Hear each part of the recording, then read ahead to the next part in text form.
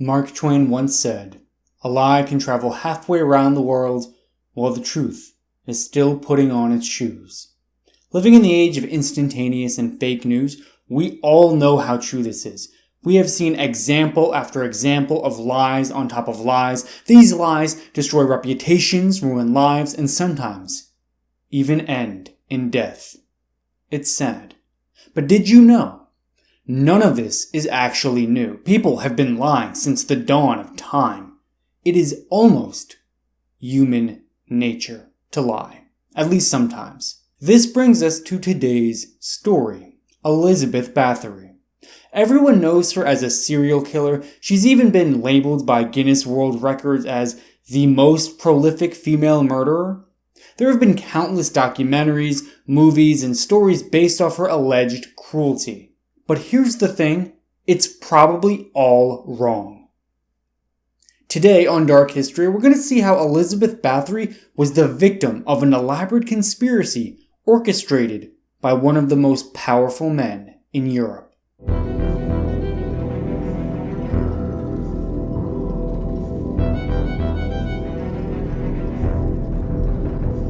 There's history, then there's dark history. If you guys like historical content, I strongly encourage you to subscribe to the email list. You'll get behind the scenes stuff, you'll get exclusive content, updates, anything like that. The link to that will be in the description as well as the pinned comment, and I hope you guys enjoy the rest of the video. So to begin the story, we're going to go over the popular account of what happened with Elizabeth Bathory.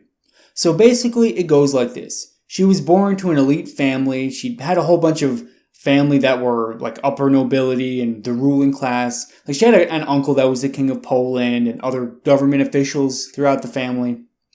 She was married off at 14, and after a couple years of marriage, right? So by this time they're adults. Her husband goes off to war against the Ottoman Empire, and he gets some kind of illness. He comes back and dies. And he basically leaves her in charge of everything. Now, these were very powerful people. They had a whole bunch of estates. I think there were like 27 in total. There were just an ungodly amount of estates and businesses and different things like that. And right around this time, her husband dies. There's a whole bunch of rumors that start circulating around that she tortures her servants and kills people and all these various things. And it was so prevalent that the Holy Roman Emperor heard about it and decided to assign someone to the case. And this was no other than the newly appointed Palatine of Hungary, Thurzo. And basically what Thurzo does is he goes around, he asks people about the rumors, and he interviews people, different things like that. And so that goes on for about a year. And it all comes to a climax when he supposedly catches her red-handed at the end of 1610. Now, he catches her red-handed, supposedly in the act of torturing one of her servant girls. He puts her on house arrest, and then it's not long after that where she's basically subjected to solitary confinement for the rest of her life. And it's only like 4 years later where she just dies, right? Because solitary confinement is miserable. There are a lot of people who define that as torture internationally, but during this time, it's just kind of like whatever, right? Solitary confinement sucks to suck. And yeah, so she died. Now, before I get into some of the problems with this story, let's first go over who benefits, because that is the key to understanding what the hell is going on here. Who benefits? And that would be the Holy Roman Emperor, King Matthias II. Now, King Matthias owed Bathory's husband a lot of money. So I mentioned that the Bathory family, they were very wealthy, and her husband came from a very wealthy family as well. And at one point, they actually loaned the Holy Roman Emperor, or the government, they loaned the government of the time a whole bunch of money to continue fighting wars and doing various programs. And yeah, so he was in a lot of debt to these people. And after everything was said and done, it was determined he didn't have to pay any of it back. And not only that, but he got to keep Elizabeth Bathory's land. So I mentioned that she owned like 27 estates, a whole ungodly amount of land, a whole bunch. All that land went directly to the control of King Matthias, and all the debt that he owed was forgiven. What's even more suspicious is that the guy who was in charge of the investigation, Thurzo, he was promoted immediately to the Palatine of Hungary. Right, so basically he went from kind of like a lower nobility kind of person. He gets this promotion, and then the first thing he does is start this investigation. That was like one of the first things he did as the Palatine of Hungary. So you can see there's like a very obvious motive for why someone would want Bathory gotten rid of. Right, so the Holy Roman Emperor, he didn't want to pay this debt. He wanted to get that land. He gave this guy a promotion probably with the intention of like, hey, you need to get rid of this person for me. I know it's a little immoral, but I really don't want to pay this debt. So do me a solid. I'll give you this promotion. You help me out. We scratch each other's back. And that's kind of the vibe I get from this story. Now let's get into some of the problems with this story. So one major issue that should have been a problem for anyone that has ever learned about this case, there was never a trial. Even today, even like the most obvious crimes where it's like so blatantly obvious that whoever did what was guilty, they still have a trial. They still get an opportunity to defend themselves because, you never know. Not in this case. Elizabeth Bathory, who's held up as one of the most evil killers of all time, this demonic serial killer bathing in the blood of servant girls, never had an opportunity to defend herself. And that's basically how it went. Then there's red flag number 2. The rumors that started the investigation to begin with started circulating around the time her husband died. And this is a red flag for one primary reason. The Holy Roman Emperor already understood that he was in debt to these people.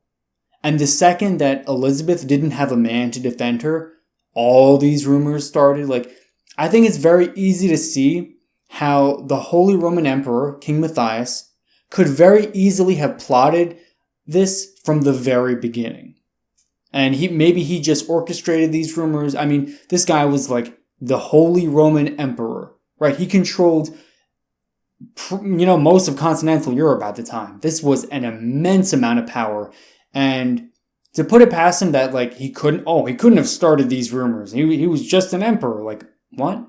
Yeah, with all the corrupt things that the government does, to think that he isn't capable of that. And if he did actually plant these rumors in 1604, it all paid off because he didn't have to pay back any of the debt. And people have just kind of regurgitated the story as it was, as basically the government told it. So Thurzo likely lied about catching Elizabeth Bathory red-handed. And that was the big turning point in the case, because before, Thurzo was just investigating, he was kind of looking around. There were some suspicions, but nothing was official, right? Elizabeth was never held to have actually done it.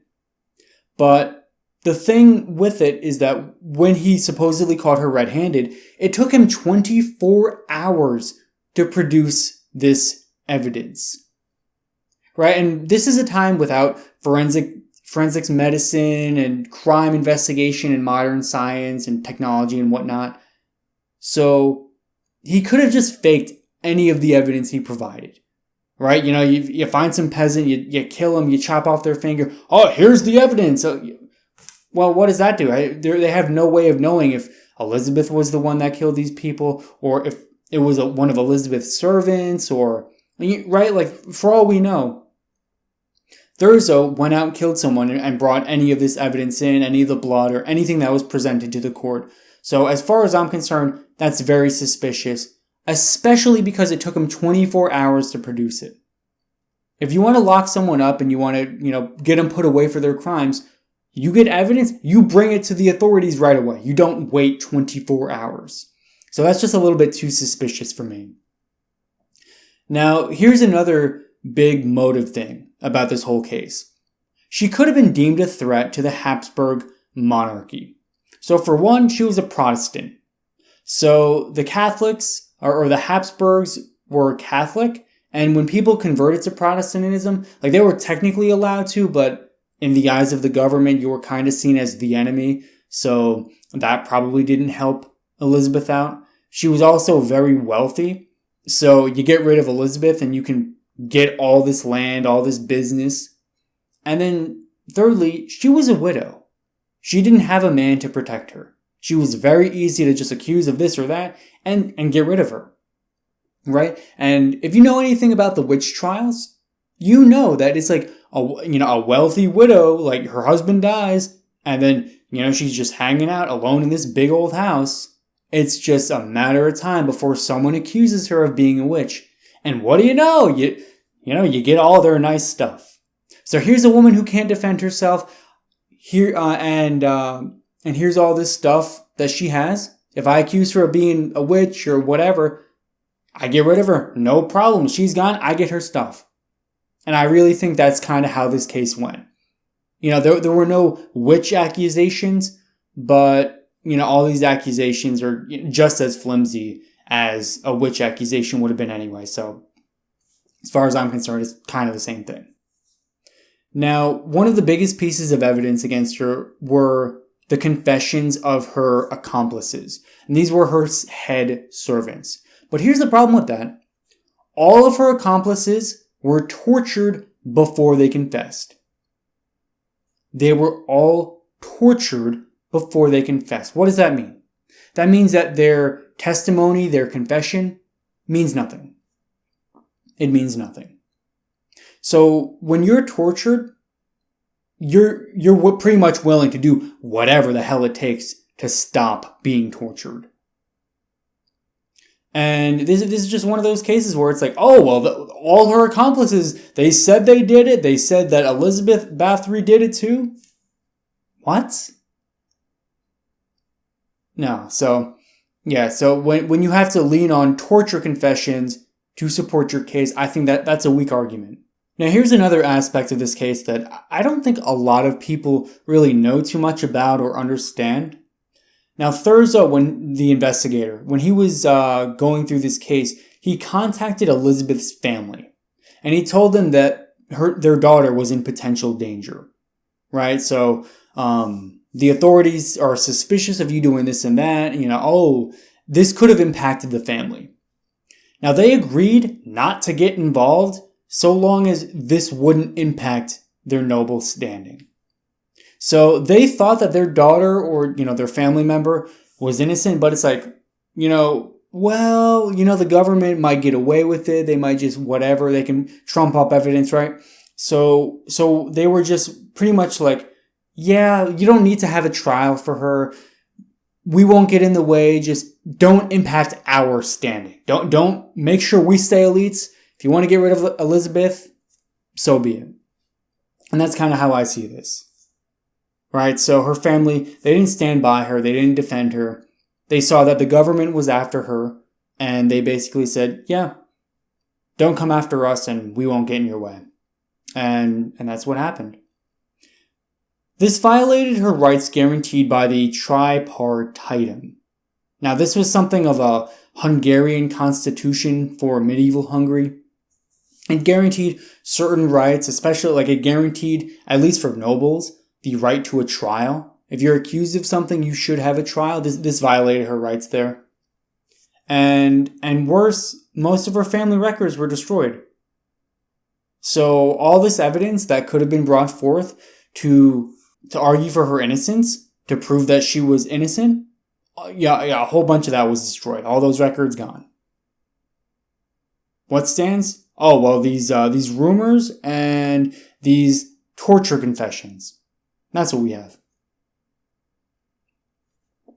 And here is, for me, I think the worst part of this entire case. There was never a single body dug up and connected to her. Not one.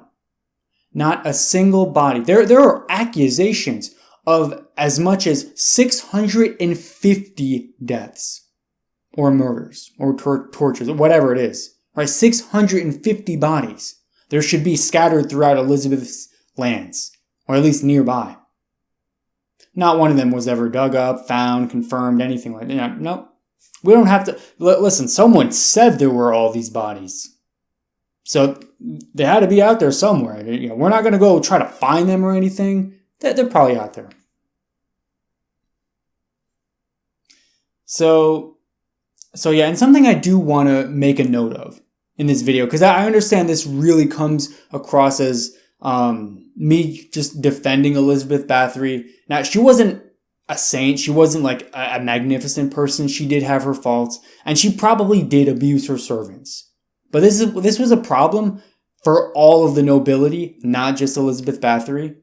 There were laws that were guaranteed for these nobles, and there really weren't many laws for the peasants. And even if it were, it's like, don't kill a peasant. That's pretty much it. So this fact that she may have severely punished her peasants and even torture, right? It was legal to torture your peasants. It's not right, but it's legal.